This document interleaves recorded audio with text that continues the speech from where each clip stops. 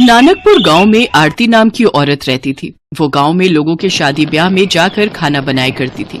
आरती की एक 13 साल की बेटी शालू थी। आरती अपनी बेटी को पढ़ा लिखा कर कुछ बड़ा बनते देखना चाहती थी, इसलिए वो दिन रात मेहनत किया करती थी।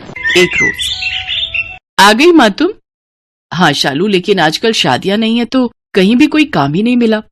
कोई बात नहीं माँ, आप हाफ रही हो, पहले बैठ जाओ और थोड़ा आराम कर लो। सुबह की निकली हुई हो, अब थक गई होंगी, मैं आपके लिए पानी लेकर आती हूँ। पानी पिलाने के बाद शालू रसोई में जाती है और खाने की प्लेट लेकर बाहर आती है।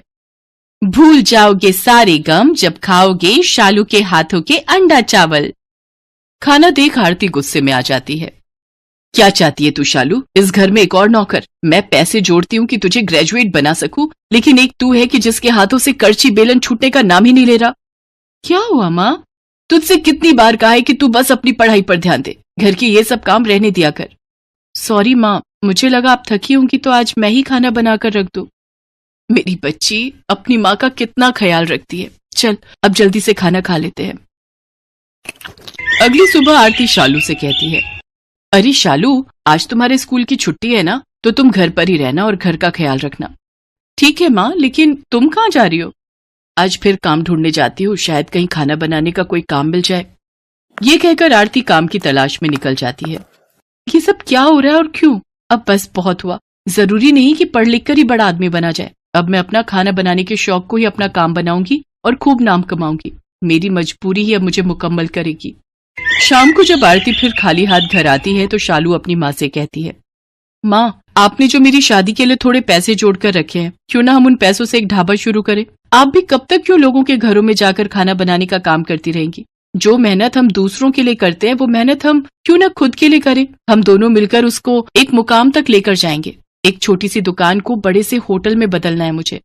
ना बाबा ना, लोग क्या कहेंगे कि बेटी के पैसों को खाकर ढाबा खोला इसने। मैं तो कहीं मुंह दिखाने लायक नहीं रहूंगी, और गांव में तो वैसे भी 2 ढाबे वाले हैं ही, फिर लोग अपने ढाबे पर ही क्यों आएंगे?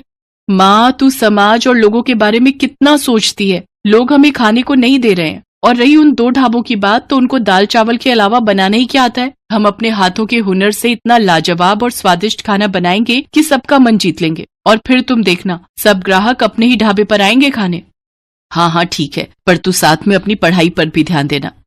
आरती शालू की शादी के लिए जमा रुपयों से एक ढाबा खरीद लेती है।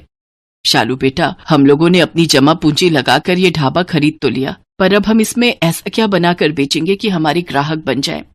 माँ, अंडा चावल, और क्या? प्रोटीन से भरा अंडा चावल सबको गर्म रखेगा, और साथ में रायता और गुलाब जामुन बिल्कुल मुफ्त। शालू और आरती सब ग्राहकों को अंडा चावल के साथ पीने के लिए बूंदी रायता और मीठे में गुलाब जामुन परोसती हैं। सबको उनके हाथ का खाना बहुत पसंद आता है, और वो भी इतने कम दाम में। सचमुच शालू बेटा, तेरे हाथों में तो साक्षात माँ अन्नपूर्णा का वास है। भाई वाह, क्या स्वाद है तेरे हाथों में, वाह। हाँ आरती बहन, तू तो बड़ी ही भाग्यशाली है जो इतनी होनहार बेटी तुझे मिली है।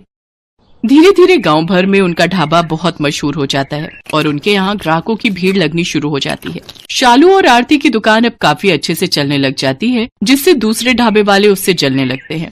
उसकी सफलता देख बगल के ढाबे वाला मंगत राम कहता है, इन माँ बेटी ने मिलकर हमारे काम की वाट लगा रखी है। लगता है इन दोनों को मजा चखाना ही पड़ेगा। अगले दिन मंगत राम ने अपने 2 गुंडों जग्गू और कालू को शालू के ढाबे पर भेज दिया, जहां पहुंचकर वो दोनों शालू की माँ आरती से बदतमीजी करने लगते हैं और कहते हैं, अरे सुनो छमिया, अगर तूने जल्द से जल्द इस ढाबे को बंद नहीं किया ना तो इसका अंजाम बहुत बुरा होगा बे। ये सब क्या बेकार की हरकत है? मालिक का कहना है कि ये ढाबा तुम जल्द बंद कर दो, समझे? नहीं तो आगे का अंजाम तो तुम दोनों जानते ही हो। अपनी ये धमकी किसी और को जाकर देना, वरना एक ऐसा थप्पड़ पड़ेगा ना जग्गू। और कालू कौन है? ये कोई पहचान भी नहीं पाएगा। रुको, अभी पुलिस को फोन लगाकर तुम दोनों की हेकड़ी निकालती हूँ। चल चल कालू, ये लड़की नहीं सचमुच में आफत की पुड़िया है। क्यों तू इन गुंडों से उलझती है? अगर इन्हें इनकी सही जगह ना दिखाओ ना माँ, तो ये सिर पर चढ़ जाते हैं। जग्गू और कालू ये सारी बात जाकर मंगत राम को बताते हैं, पर मंगत राम आखिर कहाँ शांत बैठने वाला था। उसे एक चाल सूझती है और वो कुछ अंडे के आकार के पत्थर लेता है और उन्हें सफेद रंग से पेंट कर देता है, और फिर आधी रात को जाकर शालू के ढाबे में अंडों की जगह उन्हें रख देता है। अगले दिन जब आरती और शालू अंडा चावल बनाने की तैयारी कर रही होती हैं, तभी शालू की नजर उन अंडों पर जाती है। ये कैसे अंडे हैं जो इतने भारी हैं? अरे इसमें से तो रंग निकल रहा है। ये क्या? ये तो पत्थर है मम्मी। ये जरूर उस मंगत का काम होगा। वो तो अच्छा है कि तू बिना जांचे परखे कोई काम नहीं करती, वरना जाने क्या होता आज। अब तो हद ही हो गई मम्मी। अब आज रात को अपने इस ढाबे की रखवाली मैं खुद करूंगी और उस मंगत राम का ढाबा तो मैं बंद करवाऊंगी। उधर मंगत राम कब से किसी हलचल के इंतजार में बैठा था। ये अभी तक उनके ढाबे में कोई हंगामा क्यों नहीं हुआ? लगता है अंडे ठीक से अभी उबले नहीं। तभी मंगत राम शालू के ढाबे पर जाकर देखता है कि सभी लोग आराम से खाना खा रहे होते हैं। वो छुपते छुपाते एक ग्राहक से पूछता है, तुम्हें यहाँ का खाना कैसा लगा? क्या कुछ अजीब नहीं है क्या? अरे नहीं भाई, ये खाना तो बल्कि बहुत स्वादिष्ट है। आहा, अब ऐसा कैसे हो सकता है? लगता है तरकीब फेल हो गई। कोई नहीं, आज कोई नई तरकीब आजमाऊंगा। शाम को मंगत राम सफेद कंकड़ लेकर शालू के ढाबे में जाता है। आज तो ये सफेद कंकड़ चावल में मिला दूंगा, फिर देखता हूँ कैसे चलता है इन माँ बेटी का ढाबा। वहीं शालू और आरती छुपकर ये सब देख रही होती हैं। वो जैसे ही चावल में कंकड़ मिलाने लगता है तो शालू और आरती उसे रंगे हाथ पकड़ लेती है। साथ ही शालू इस सारी हरकत को अपने फोन में रिकॉर्ड कर लेती है और पुलिस को फोन कर उसे वहां बुला लेती है। मंगत चाचा, अगर कंपटीशन करना ही है तो सामने आकर करो। अगर इस तरह के काम करोगे तो फिर तो जेल की हवा खानी ही पड़ेगी। इसके बाद शालू और आरती अगले दिन से फिर से अपने काम धंधों में लग जाते हैं। कुछ दिनों बाद उनके गांव में एक फूड कंपटीशन होता है, जिसमें जीतने वाले को 5 लाख इनाम देने की घोषणा होती है।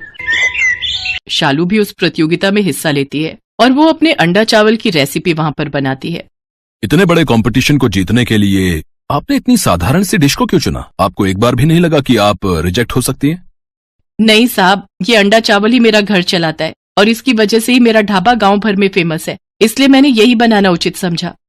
जजेस जब वो अंडा चावल टेस्ट करते हैं तो उन्हें खाकर हैरान रह जाते हैं। उन्होंने जिसे बहुत साधारण डिश समझा था वो बहुत ही लाजवाब होती है। वाह, इतना यमी अंडा चावल मैंने आज तक नहीं खाया। क्या आप अंडा चावल की ये रेसिपी मेरे साथ शेयर करेंगे? मैं इसे अपने होटल में अप्लाई करना चाहता हूँ।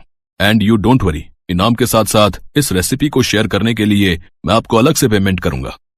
जी जरूर सर, ये तो मेरे लिए खुशी की बात होगी जो इतने बड़े होटल में मेरी रेसिपी के अंडा चावल बनेंगे।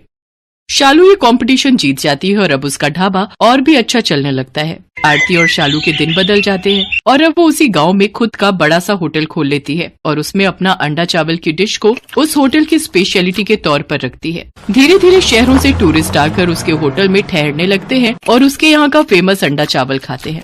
साथ ही वो अपने होटल के खाने के रेट भी बड़े ही साधारण रखती है, जिससे कि टूरिस्टों के साथ साथ गांव वाले भी उसके अंडे चावल का स्वाद चख सके। इस तरह शालू और आरती अपने होटल को बड़े ही अच्छे ढंग से चलाती हैं। साथ ही शालू अपनी पढ़ाई पर भी पूरा ध्यान देकर क्लास में अच्छे नंबरों से पास होती है।